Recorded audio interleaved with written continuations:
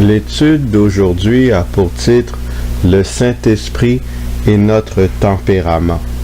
Cette étude va être divisée en différentes parties. Les objectifs de cette série d'études. Le premier but est de mieux nous connaître. La cause principale pour laquelle tant de relations entre êtres humains vont mal est justement parce que les gens qui sont dans ces relations ne se comprennent pas elles-mêmes. Le deuxième objectif de cette série est de réformer nos vies respectives. Si nous ne rectifions pas nos défauts de caractère, nous ne recevrons pas le Saint-Esprit en abondance, nous serons infidèles lors du temps de détresse, nous serons une source de problèmes pour notre famille et nous constituerons des occasions de chute pour notre Église. Alors, maintenant, on va regarder la première partie qui comporte sur le Saint-Esprit. Quel est le rôle du Saint-Esprit? Jean 16, verset 13. Quand le Consolateur sera venu, l'Esprit de vérité, il vous conduira dans toute la vérité, car il ne parlera pas de lui-même, mais il dira tout ce qu'il aura entendu, et il vous annoncera les choses à venir. Le péché a totalement déboussolé notre cerveau. De plus, certains d'entre nous avons eu une enfance compromise. Nous avons souvent tendance à mentir à nous-mêmes sur nous-mêmes. Or, l'Esprit travaille durant des années continuellement à dévoiler la vérité sur notre caractère. Le Saint-Esprit agit comme notre psychologue personnel. Qu'est-ce qui rend le Saint-Esprit capable de travailler en notre faveur? Psaume 139, les versets 1 à 4. Au chef des chantres de David, psaume. Éternel, tu me sondes et tu me connais. Tu sais quand je m'assieds et quand je me lève. Tu pénètres de loin ma pensée. Tu sais quand je marche et quand je me couche. Et tu pénètres toutes mes voies. Car la parole n'est pas sur ma langue, que déjà, ô Éternel, tu la connais entièrement. Psaume 139, verset 13. C'est toi qui as formé mes reins, qui m'as tissé dans le sein de ma mère. Personne ne nous connaît mieux que Dieu nous connaît. Jean-Michel Lubin ne connaît pas Jean-Michel Lubin aussi bien que le Saint-Esprit le connaît. C'est le Saint-Esprit qui nous a créés et le Saint-Esprit nous aime. Ainsi, nous devrions nous adresser à Dieu de façon directe et honnête. Voici une citation du livre Patriarches et Prophètes, la page 26. Dieu avait fait l'homme droit, doué de nobles facultés. Il l'avait gratifié d'une haute intelligence. Adam et Ève avaient tous les deux un esprit parfaitement équilibré. Les facultés mentales de nos premiers parents étaient illimitées. Ils avaient une parfaite maîtrise de soi. Ils pouvaient modifier leur tempérament comme ils voulaient. Malheureusement, le péché a enlevé tout cela. Pour cette raison, de notre côté, nous avons beaucoup de misère. Nous ne contrôlons pas nos paroles. L'Esprit nous dit ou nous envoie des signaux à notre cerveau de ne pas dire telle ou telle chose, mais cependant, nous allons ignorer l'avertissement. Pour cette raison, il nous arrive souvent de dire quelque chose que l'on regrette plus tard.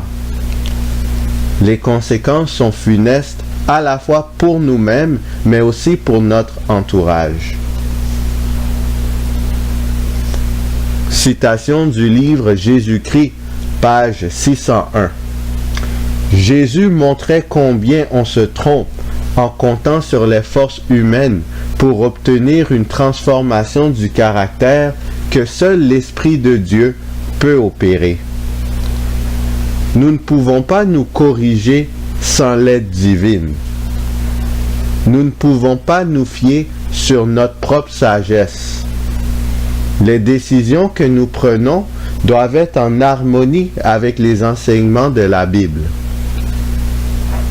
Quand on parle de marcher selon l'Esprit, c'est en fait la prise de bonnes décisions selon le standard divin qui fait développer un bon caractère qui nous permet de profiter des forces de notre tempérament. En contrepartie, marcher selon la chair, c'est la prise de mauvaises décisions qui fait développer un mauvais caractère qui va mettre de l'avant tous les défauts de notre tempérament. Maintenant, on va regarder quels sont les fruits de l'esprit et on va les comparer aux œuvres de la chair. C'est tiré de Galates 5, versets 19 à 22. Les fruits de l'esprit, il y a amour, joie, paix, patience, bonté, fidélité, douceur, tempérance. Essentiellement, toutes ces caractéristiques, c'est le paradis.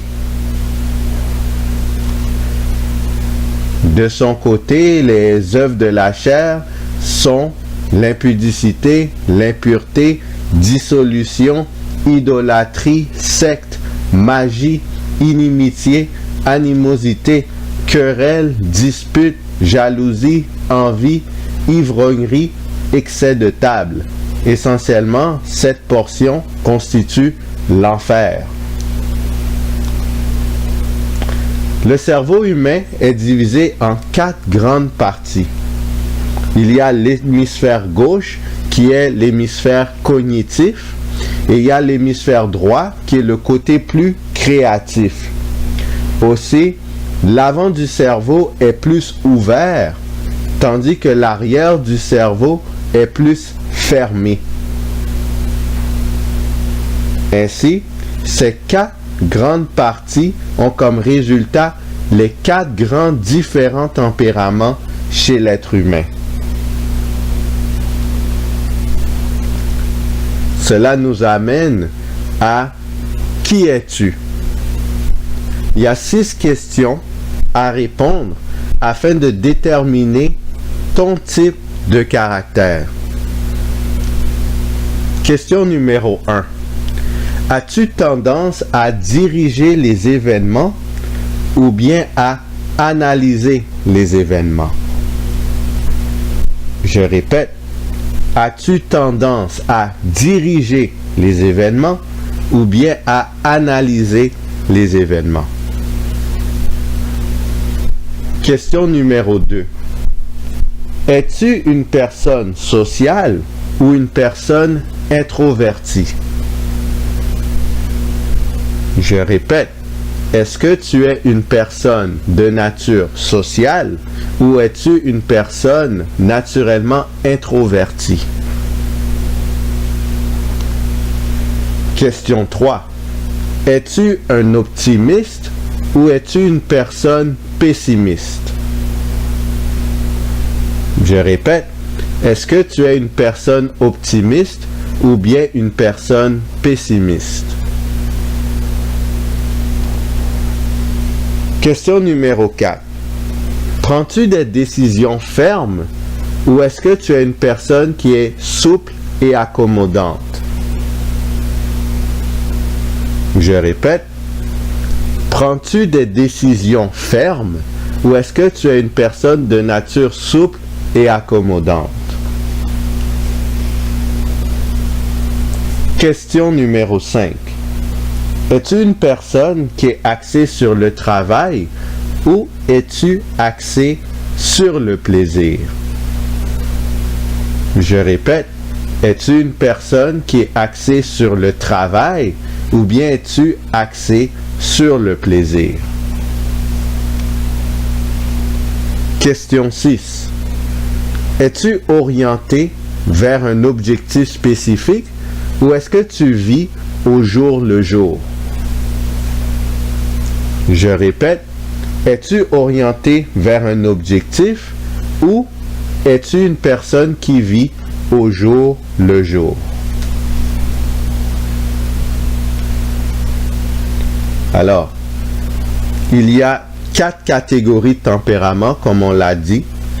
La première catégorie, je l'appelle meneur ou meneuse. Le terme employé dans la psychologie est colérique. Ces personnes constituent celles qui dirigent, qui sont sociales et optimistes, et en même temps, elles prennent des décisions fermes, elles sont axées sur le travail et orientées vers un but. Alors si aux questions, tu réponds 2 sur 3 parmi ces catégories, à ce moment-là, ça fait de toi un meneur ou une meneuse. Ensuite, il y a ce que j'appelle les rêveurs. Le terme psychologique est sanguin. Ce sont des gens qui dirigent, qui sont sociaux et qui sont optimistes.